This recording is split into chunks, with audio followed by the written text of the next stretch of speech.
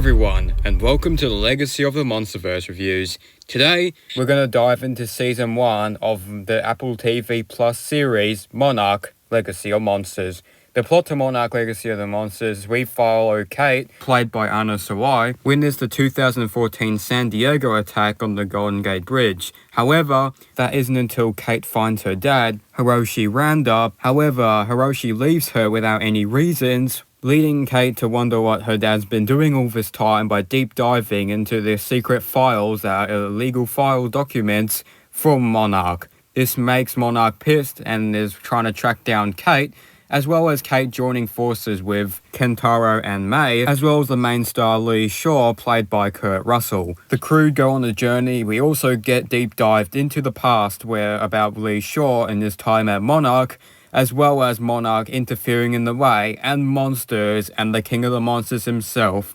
Godzilla, to deal with it. And that's pretty much it for Monarch Legacy of Monsters. Pretty much the main story or the main human development in the Monsterverse, in my opinion. This is mostly more human than monster, this series, and it's also high budgeted as well. So what do I think about this high budgeted series on Apple TV Plus? Well, to be honest, I'm kind of disappointed with this show, to be completely honest. Now, I'll deep dive more about why I thought it was a bit of a disappointment in this video, but I actually really enjoyed the series. First, diving into the positives, I actually really like some of the human stuff. I especially like the past, with all the past characters. The modern day stuff, I thought was a bit meh, to be honest, but I'll deep dive into that in this video. Also, the monsters, they're awesome in this movie. However, I do think, except for Godzilla scenes, most of the monsters were a bit, I don't know, I'm a bit down on most of the monsters in this series, a bit disappointed because they could have used some huge monsters in here, but they missed out on the opportunity. Also, I do think it's well directed. Even though it's a series and not a film, I still found the series to be very well directed as well, just like most of the other Monsterverse films. This time, I wouldn't say they really used too much shaky cam, which is something I really like about this series compared to the films. Also, this felt a lot like Godzilla 2014 a lot as well. I mean, because it does take place during the events of Godzilla 2014. But this felt very Godzilla 2014-esque compared to all the other Monsterverse stuff that we've been getting throughout the Monsterverse. Also, if you're expecting a lot of Godzilla and monster action here, there is a lot of Godzilla monsters in this film, but I would say there is less and is more focused on the human characters. Now, I'm fine with the approach. I do like the human characters. However, I do think it does get messy if we're going through lots of the episodes from time to time. I will mention it in this video, but I do reckon there was some mishandling with the human stuff, which I'll get to, particularly one character, which I found was extremely annoying. But all in all, I will probably mention more in this video, so keep that in mind. I'm not going to talk too much here. Just also keep in mind, this will be a spoiler review, so go watch it on Apple TV Plus. I know most Godzilla fans probably don't own Apple TV Plus, so if you don't want to get spoiled, I reckon just watching the show and, come back to this video, because there's going to be a lot of spoilers, especially a lot of decisions in the story that I did not like, so reckon watching this series now before having the chance to watch this video, just mentioning that already. But anyways, we're going to get on to the review. In my opinion, I think it's entertaining and it's also very interesting. I especially like the decisions they made in making it a full human story, which is something I do like in a Godzilla film. While I do like the more monster stuff, I still think the humans should have their shine in most Godzilla media. So I'm kind of happy that this is more of a human story compared to a monster story. But anyways, without further ado, let's get into a review. But first, I want to clear up something, and that's I have not watched Skull Island, people. I know it's connected to the Monsterverse, but I mean, the show kind of failed on Netflix.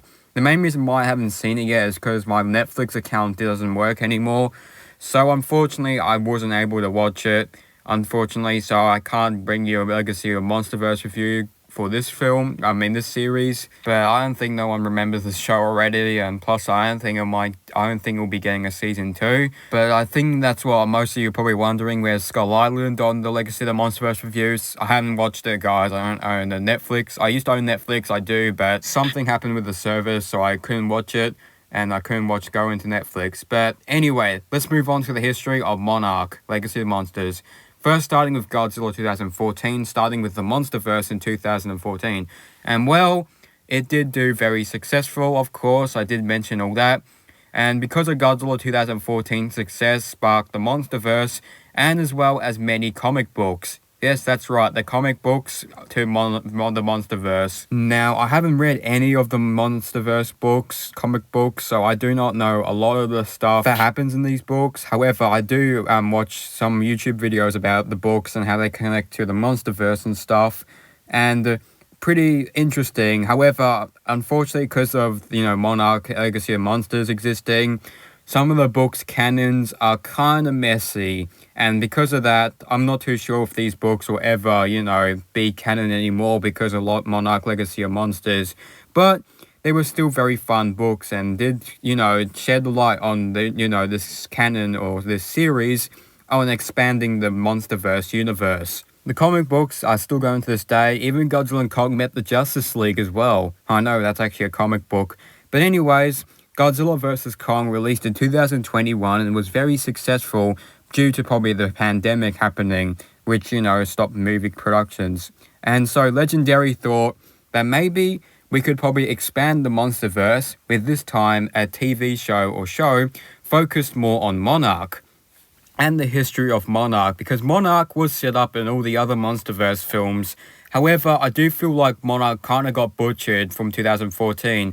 Back in 2014, Monarch was seen more as a bit of a Men in Black organization that was trying to hide the fact that monsters exist. However, when we got to Godzilla King of the Monsters and Godzilla vs. Kong, it felt like Monarch wasn't really the Men in Black and was just more of this organization that, just so happens to exist with giant monsters. So it was cool to see that maybe Legendary would probably, treat Monarch the respect that it needs by having this TV series. The production would start somewhere in 2021 to 2022, and this is what led to Monarch Legacy of Monsters. The series will have 10 episodes, and it did extremely well on Apple TV+, being number 1 on the top charts, and right now, by the time of me recording this video, it's right now the 16th most viewed show on Apple TV+. Anyways, let's just see and deep dive into Monarch Legacy of Monsters, starting with the characters. Now we move on to the characters in this show. Now, to be honest, characters take up most of the time in this show, which I think is a good thing, because it more explains more of the humans in the Monsterverse backstory. And more. There are 2 human groups in the series, first being the modern day with all the modern characters, as well as the past characters with all the past characters now into the modern day. But let's first start off with Kate, played by Anna Sawai. Kate is the main teenage girl character in this film, and I thought the actress was good in this series. However, she doesn't stop screaming a bit, which I kind of found was a bit annoying, but she doesn't really scream a lot, so I mean, her character was fine. I guess there was some writing problems, but that's with all the characters here. So I thought she was alright in the series. Then we have Kentaro, played by Ren Watabe, which in my opinion, I think is the best character in this film. Like, he was really, I kind of felt bad for him some of the times because the cast of characters, they didn't really agree with him or anything, and they didn't really agree with him on anything that much, and I kind of felt bad for him throughout the series. I thought the actor did a good job as well. However, the next character I have a bit of problems with and found mostly annoying. That's right, I think most people know it's May, played by Kelmercy Clemons. I think that's how you pronounce her name. But I thought the actress was good, to be honest. However, there was so much, I think I blame the writers on this character, because there was so much lame-ass writing problems with her character.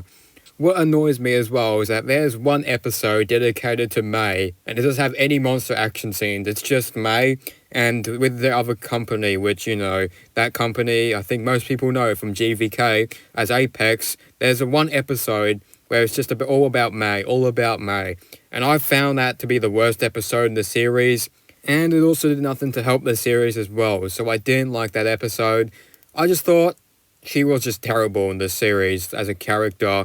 I thought the actress did do a good job, to be honest, but That's pretty much it. I thought she was the worst character, but nothing beats Kurt freaking Russell playing Lee Shaw. Yes, we have Kurt Russell in the Monsterverse. I honestly love Kurt Russell. He's one of my favorite actors. I especially liked him in The Thing. You know, The Thing, the 1982 remake. That was such an awesome film.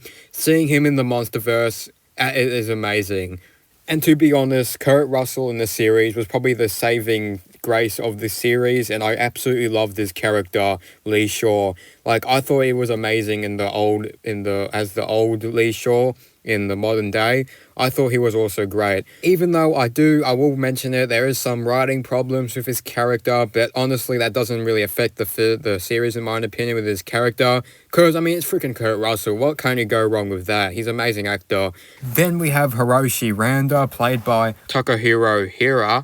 He doesn't show up too much because he's supposed to be a secret character that doesn't really that much show up. However, I do think he's kind of a terrible father, to be honest. I thought the actor did good in the role as well. So yeah, I thought he was great. But I think one of my favorite characters in the entire series is Tim, played by Joe Tippett. And he was the comic relief, but some of his jokes did actually kind of work. I actually kind of like some of his jokes in here. That kind of work compared to all the other Monsterverse, humor. But I thought he was a good actor. Then we also have Duvall, played by Alyssa Lazowski. I think that's how you pronounce her name. But I thought she was pretty good in the role as well. Then we have Natalia Verdugo, I'm pretty sure that's her name, played by Marilee Taylor. Which she was pretty much the main Monarch person that's in charge of Monarch that we get to see. I thought she was alright in the film. But let's move on to the past characters, not the ones that passed away, I meant the past characters. We have Riot Russell playing Lee Shaw, a younger version of him. Just so people know, Riot Russell was Kurt Russell's son, which I think is amazing in the role. He's honestly one of the best characters in the show in my opinion. And it really does connect with Kurt Russell in the present. So I think it was really great hiring Kurt Russell's son to be, his son in the series. We also have Kiko, played by Yari Yamoto, which I thought she was really, really great in the series. I do think that she is a tragic character, particularly at the end of the show, when it's revealed when she got stuck in Hollow Earth for a very, very, very long time. We also have Bill Randa, played by Anders Holm, which he is great in the role. This is pretty much a younger version of Bill Randa, which is the Bill Randa played by John Goodman, which we saw in Kong Skull Island. So I think it's cool to see another younger version of Bill Randa, and I think he definitely does a great job in the role. But we also get to see Bill Randa as well in the show. So it's pretty much another Bill Randa. This time it's the older version of Bill Randa with John Goodman reprising his role as Bill Randa from Kong Skull Island. However, we only get to see him at the start of the show, as well as later on the videotape. We also have Christopher Heyerdahl playing, I think that's how you say his name, playing Colonel Packard, who was featured in the comics and is now in the series. And I thought he was definitely a great part in the show as well. Do really like his character. This time he's more of a bit of a slimy general that wants to take it at all costs to destroy Godzilla by nuking him. I thought he was great in the show. But that's pretty much all the past characters and all the characters in Legacy of the Monsters, which I thought were okay. I especially like the past characters. That was really it. But the modern characters are alright as well. But anyway, we'll get to the Big G himself, Godzilla. Now we move on to the King of the Monsters. Yep, Godzilla. And Godzilla in Legacy of the Monsters is technically the same design because it takes place during the events of 2014 and 2019 with Godzilla.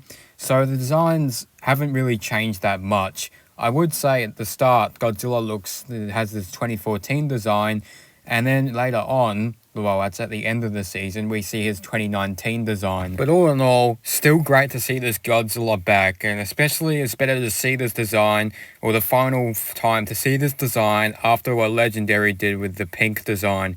I have nothing against, the GXK design of Godzilla, but it's just that I just thought it was kind of silly looking. But anyway, let's just move on. We also do get the scene of Godzilla's origin, which we saw back in 2014 in the opening scene, where we actually get to see Godzilla fully get nuked in the scene. Also, Godzilla doesn't get much screen time in here, but that's not really surprising because throughout the rest of the Monsterverse, Godzilla doesn't really show up that much. But it was still amazing seeing the legendary Godzilla back, and I also like seeing him in the past as well, with all the characters from the past, and seeing him in action was awesome as well. But Godzilla isn't the only one, because we have some monsters and some weird, creatures. Anyway, let's just go on to the creatures in Monarch. Now we're going to see the legacy of the monsters. That's right, the monsters. Now, there aren't that many monsters in here, to be honest. There isn't that many. They're just small creatures and stuff. But let's just take a look at see who the main villain is. Is it Ghidorah? Or something that's stronger than Ghidorah? Is it Mechagodzilla? Something that's even better than Mechagodzilla? Oh, wait. Okay, what the hell is this? Is this supposed to be the main villain? It doesn't look threatening at all. Yep, that's right, folks. The Iron Dragon. Probably the weakest Monsterverse villain in the Monsterverse.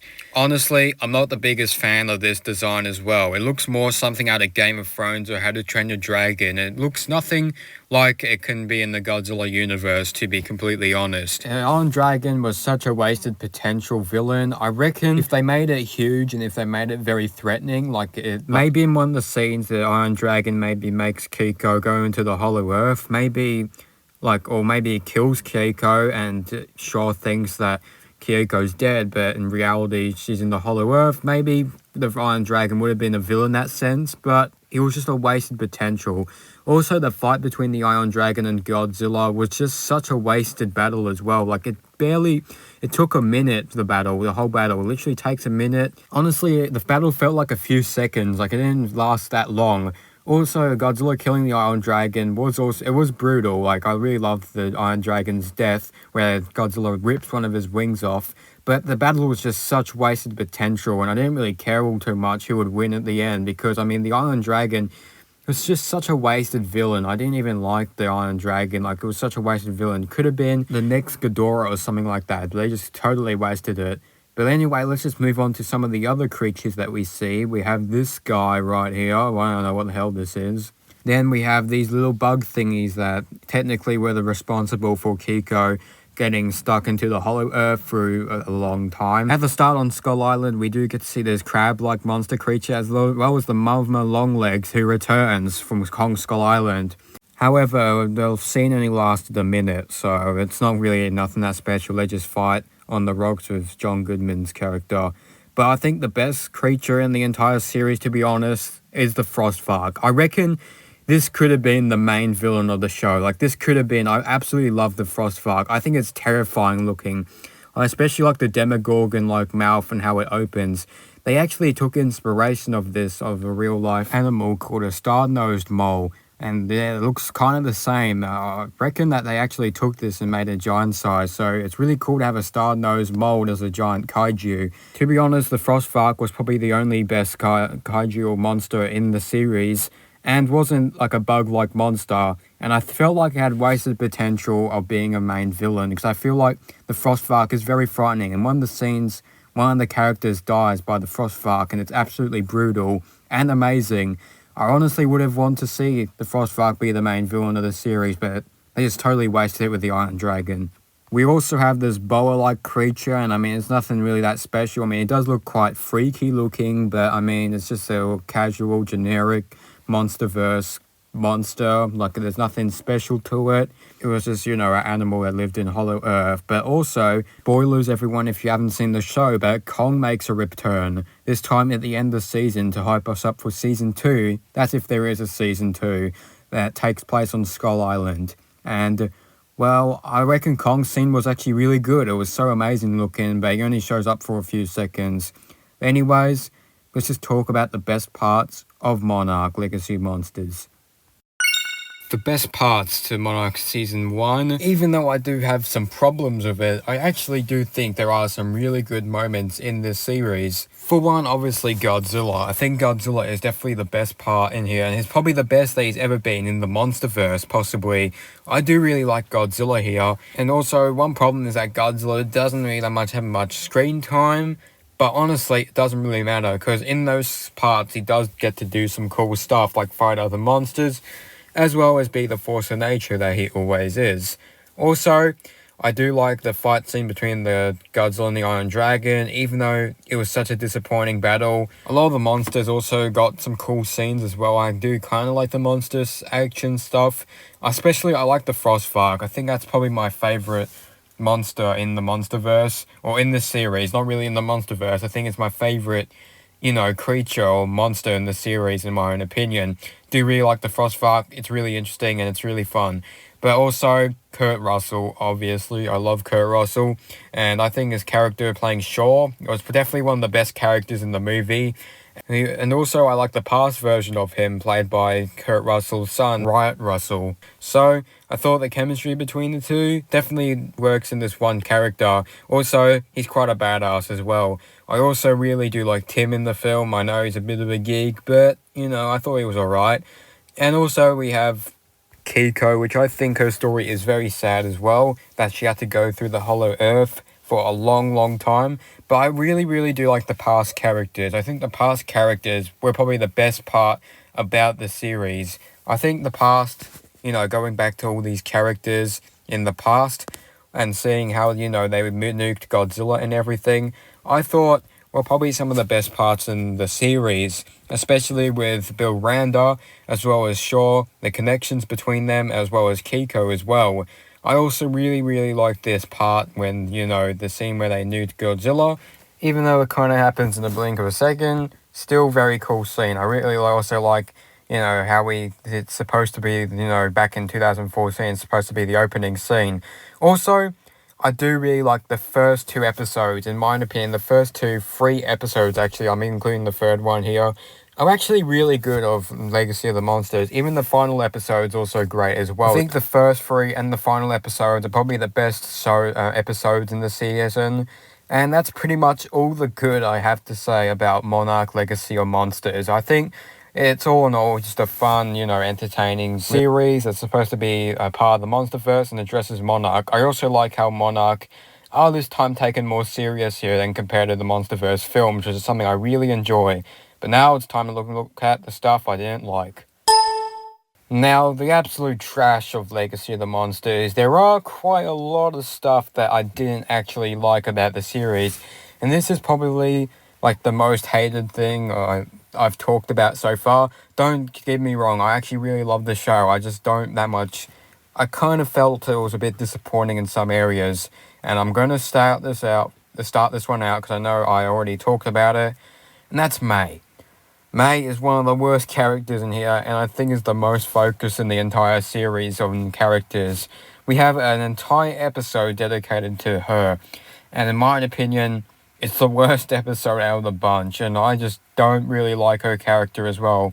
I feel like the writers mucked up her character quite a lot during the writing process. I think the writers just had different stuff that they wanted to do with the character, but it just ended up, we just didn't really care at the end of the day, and it just, really messes up her character, especially her family as well. I thought her family were fine, but it's just that her little sister and stuff, I just didn't really like all that plot to it. I especially don't like how she's more of a computer hacker as well. Don't get me wrong, I do like those characters a little bit. I just felt it was a bit too, not incorporated well. However, I do feel like her character definitely brightens up in the final episode, but overall, it still doesn't really do her character justice. Also, the Iron Dragon, what were the writers thinking? I wanted a Ghidorah-like villain for Godzilla to face off against. Maybe Space Godzilla or something like that. I don't know. I think the Iron Dragon was just useless. It was just a weak piece of, thing that Godzilla could defeat in a second. Also, in my own opinion, I don't really like the monsters in here. I think all the monsters, it doesn't scream Legacy of Monsters, and I don't think these monsters will live up to the legacy of the series. I just felt like these monsters were just insects and just weak, monsters. There weren't any giant monsters like Godzilla size. I just thought, the monsters in here were a bit disappointing. Also, one thing I gotta really mention is the writing. I thought that, there wasn't really that many villains as well. I thought Monarch would be the villain. At the start, we're supposed to think that Monarch is the villain. But then after we get introduced into the middle part of the story, where we're right in the middle part, Monarch pretty much reveals to themselves and that they're not really that bad, and they were just, trying to teach, with our characters, get them into, Monarch and stuff, and they're not really bad guys. And then it's revealed in the middle part that Shaw is the main villain technically, because he wants to destroy all the monsters, and, so that, everyone can live happily ever after without the monsters. So we're pretty much meant to think that Shaw's the main bad guy in the end of the day.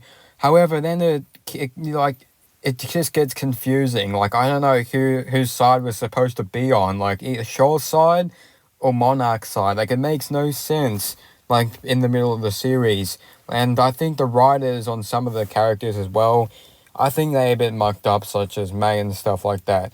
Overall, I do feel like the writers, like, they just kind of messed things up there. I think there were many writers, like, writing the series.